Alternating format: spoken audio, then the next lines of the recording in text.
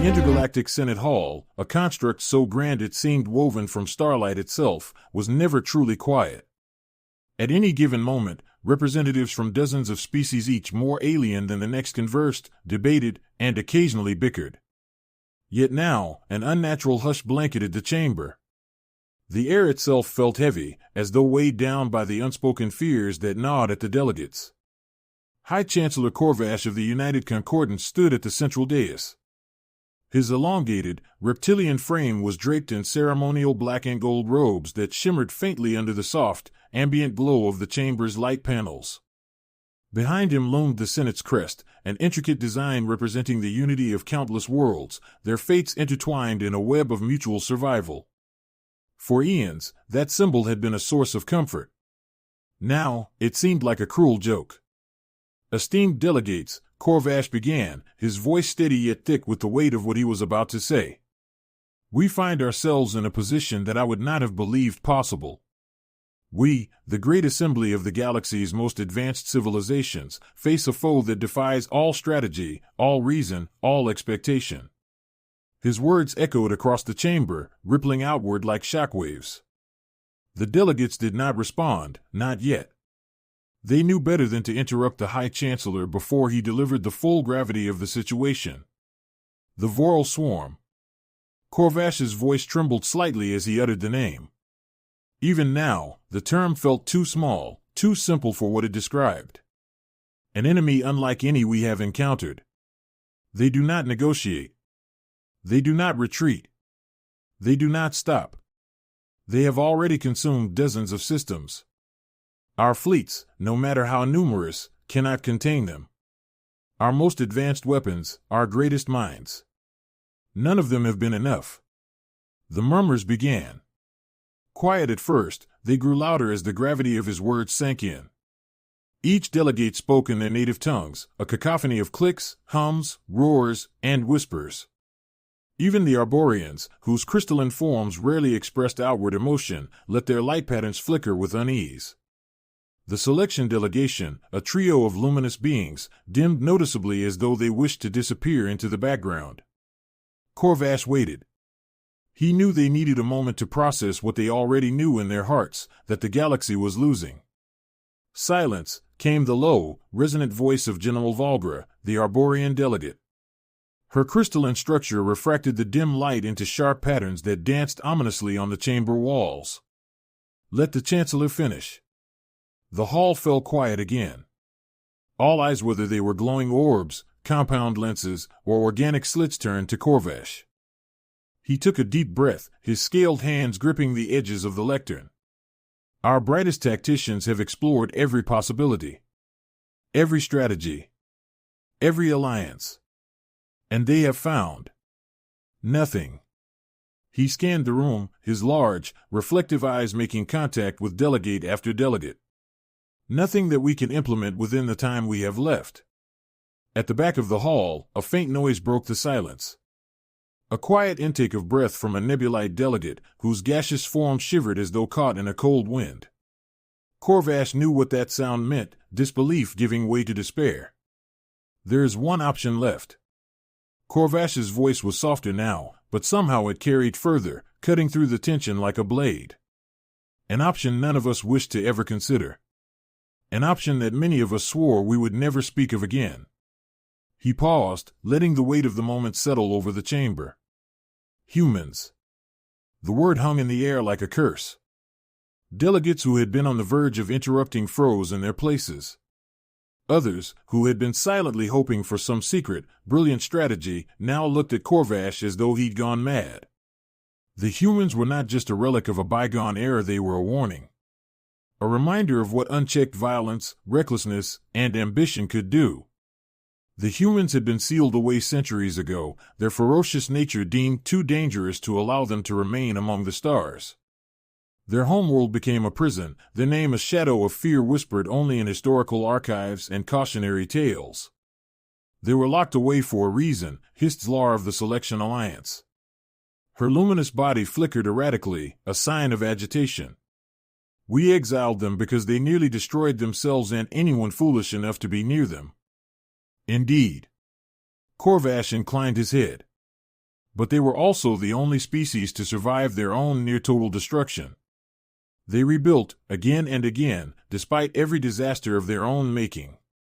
They thrived in chaos. They adapted to impossible circumstances.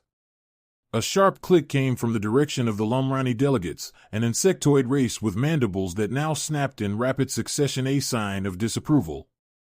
And their history is soaked in blood. They do not ally. They conquer. They do not negotiate. They impose. Corvash did not flinch. And that may be precisely what we need. Something so utterly unpredictable that even the swarm will be forced to adapt. Something that can fight as brutally, as relentlessly, as the Vorl themselves. For a moment, the chamber was deathly quiet. Then Valgra spoke again, her crystalline voice hard and cutting. If you unleash them, Chancellor, they will not go back into their cage. You know this. The humans will not fight for us out of the goodness of their hearts.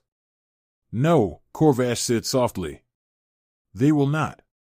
But they might fight for their own survival. And in doing so, they may just save us all. The prison world of Earth hung in the darkness, its once vivid blues and greens now muted under a thick atmosphere of clouds and haze. Where its ancient, pre-quarantine satellites had once glittered like a swarm of fireflies, there was now only silence. The barriers that had been erected around its shimmering layers of energy fields, automated sentry systems, and defense platforms still thrummed faintly. They were relics of a decision made centuries ago, when humanity's own savagery had deemed them unfit to roam the stars. The harmony of exiles coasted through the upper atmosphere, its sleek hull a stark contrast to the wreckage and debris that drifted in low orbit. Corvash stood on the observation deck, gazing out at the planet that had become the galaxy's ultimate taboo. No delegation had come here since the quarantine was established. No ambassador, no scholar, no explorer had set foot on the surface. To even speak of humans was to invoke a kind of forbidden curiosity, and now here they were about to awaken the species every child was taught to fear. Behind him, Commander Vryn of the Arborian Guard checked her crystalline gauntlets, ensuring they glimmered with lethal precision. Beside her stood Zlar of the Selection Alliance, their translucent forms shifting uneasily. A small team of nebulites hovered nearby, their gaseous figures pulsing in what Corvash knew was a sign of extreme anxiety. Chancellor, Vryn said, her voice low and hard. The surface scans show signs of active settlements. They've survived all this time. Corvash nodded. I never doubted they would. Zlaris' bioluminescent aura flared briefly. And you truly believe they'll be willing to help? These creatures have no reason to trust us. No reason not to turn their fury on us the moment they're free. They'll help, Corvash said, though his confidence sounded thin even to his own ears. They'll have no choice. They'll see the same threat we do, and they'll realize what must be done. He turned from the viewport. Prepare the shuttle. We'll approach their main settlement directly. I want this done with as little provocation as possible. The shuttle descended through a sky tinged gray and red, a hazy sun struggling to break through the atmosphere. As they neared the surface, the outlines of vast, derelict cities became visible. Towering structures of metal and glass leaned at awkward angles, overrun by a strange mix of human-built scaffolding and organic overgrowth. Giant machines, long since fallen silent, sat resting in open plains, their original purposes obscured by centuries of decay. And yet, amidst the wreckage, there was life. The settlement they approached wasn't a bustling metropolis, but a haphazard cluster of structures built within the skeleton of a once great city. Walls of scrap metal and concrete blocked out the wilds beyond. Towers cobbled together from ancient ruins rose up, bristling with makeshift antennae and weapon mounts. Plumes of smoke curled from concealed furnaces, and patches of cultivated land stretched in ragged grids around the outskirts. The shuttle touched down on a scorched landing pad surrounded by jagged debris. The airlock hissed open, and Corvash led the delegation down the ramp. The ground felt hard and lifeless beneath his feet.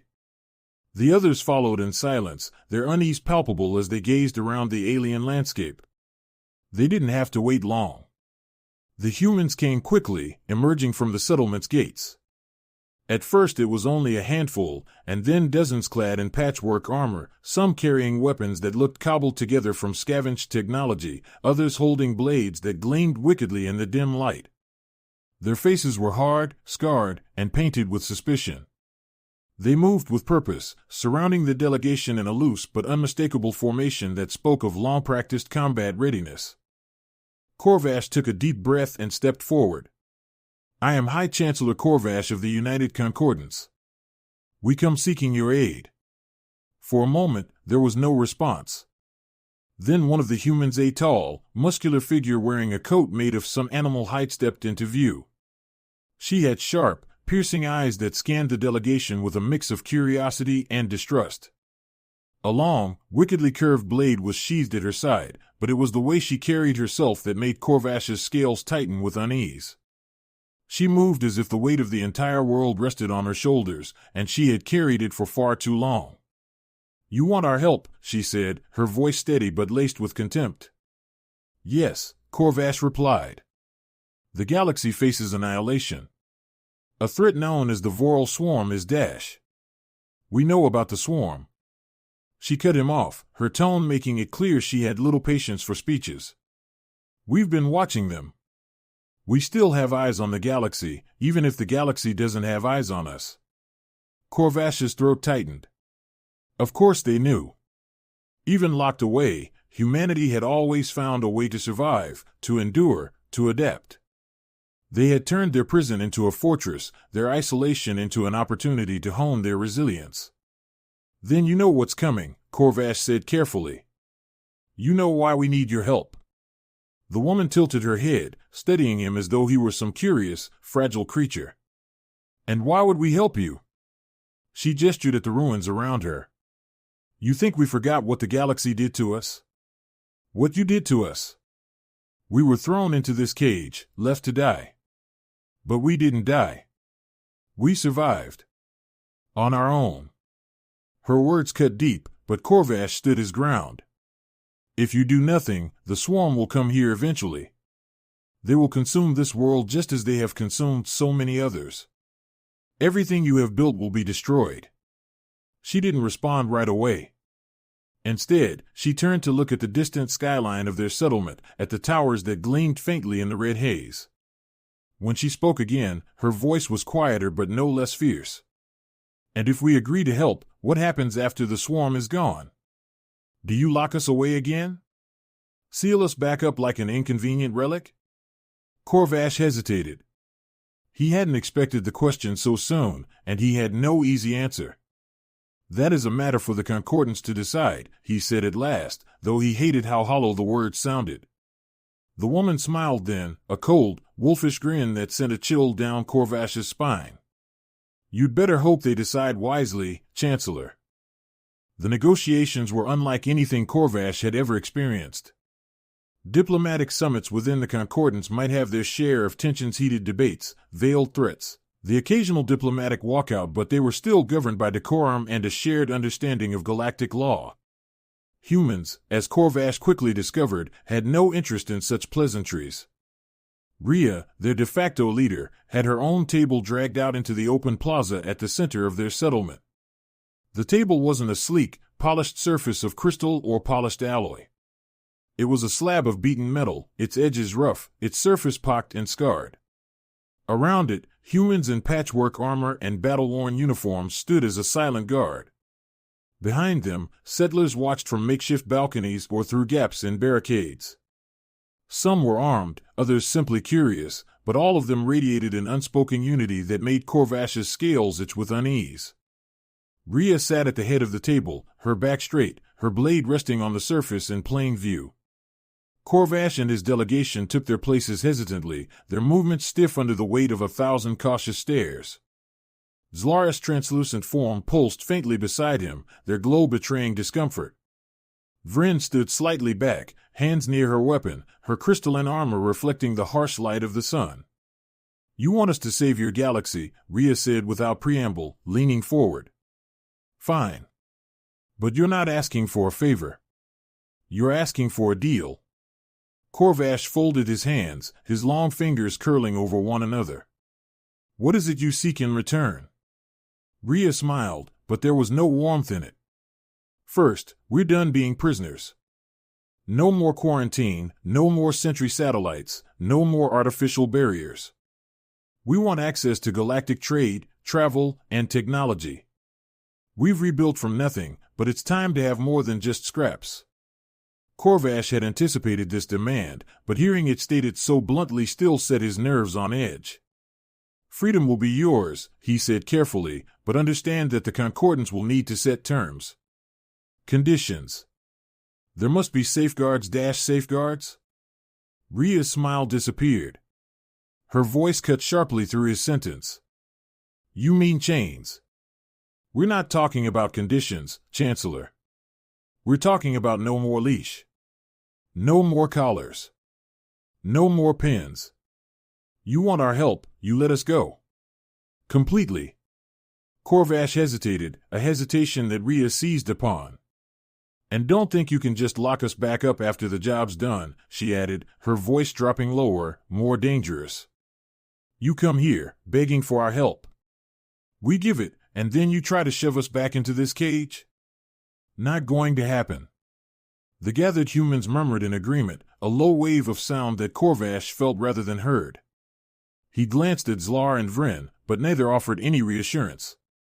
Zlar's bioluminescence flickered nervously, while Vryn remained silent, her crystalline face unreadable.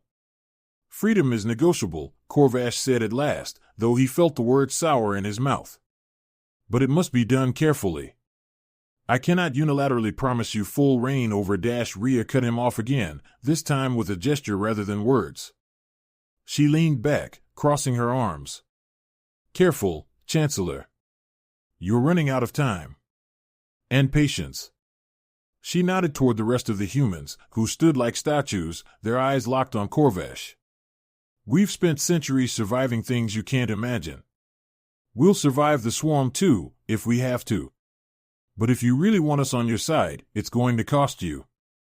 Corvash pressed his fingers together, his mind racing. He had come prepared for difficult terms. He had not come prepared for this sheer, unrelenting pressure. Humans didn't negotiate with the delicate give-and-take of galactic diplomacy. They demanded, and they did so with a ferocity that bordered on bullying. What else do you require? He asked, though the question made him feel as though he were slowly stepping into a trap. Rhea shrugged. If we're going to fight your war, we need weapons. Supplies. Ships. Your fleets have technology we haven't seen in centuries.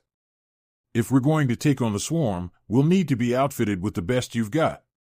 That can be arranged, Corvash said, though he made a mental note to consult with Concordance military command. He knew there would be fierce resistance to handing over advanced weaponry to the galaxy's most notorious outcasts. Rhea watched him carefully, as if weighing his every word. Good, she said. Then there's just one more thing. Respect. When we're out there on the front lines, fighting this thing, you treat us like equals. We're not mercenaries. We're not fodder. We're the ones who'll be doing the work. So when the victory speeches are given, don't forget who made it possible. Her words hit harder than Corvash cared to admit. Respect. It sounded so simple, but he knew the truth. The other species of the Concordance would never willingly treat humans as equals. The stigma of humanity's past sins ran too deep. Even now, despite everything, the thought of shaking hands with a human felt more like a political liability than a gesture of trust. But what choice did he have? Corvash straightened in his seat, his scaled head rising. Your terms are challenging. But we will meet them. Good, Rhea said, rising to her feet and planting her hands on the table. Her voice carried a finality that made it clear the meeting was over. You'll have our answers soon.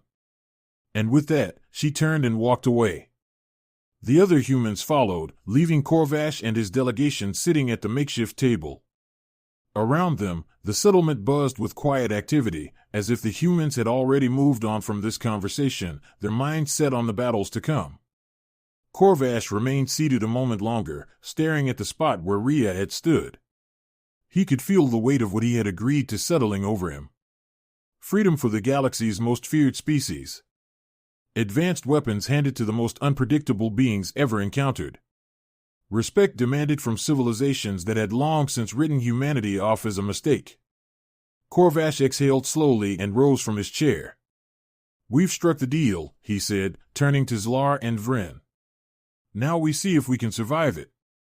When the first human fleets launched into the void, the galaxy held its breath. The Voral swarm had driven the Concordants to desperation, their vast, organic armadas overwhelming star systems in days, leaving planets stripped to barren husks. Entire species had abandoned their homeworlds, fleeing deeper into uncharted space, hoping to outrun a foe that seemed unstoppable. Yet now, for the first time in living memory, the tide of battle began to shift. Humanity long feared, long hidden was finally on the front lines. From the command deck of the Concordance flagship Eternal Light, High Chancellor Corvash watched the tactical displays. The human ships were unlike any others in the galaxy's fleet. They didn't shine with the sleek lines and energy-efficient technology of selection craft, nor did they pulse with the bioorganic symbiosis of Arborian vessels. Instead, they were hulking monstrosities, cobbled together from centuries-old wreckage, salvaged tech, and ingenuity born of necessity. Corvash couldn't deny the results. In every engagement, the humans fought differently, chaotically, unpredictably, and, most of all, brutally. Where other fleets focused on precise maneuvers and calculated retreats, the humans charged headlong into Voral formations, overwhelming the swarm with a combination of overwhelming firepower and raw audacity.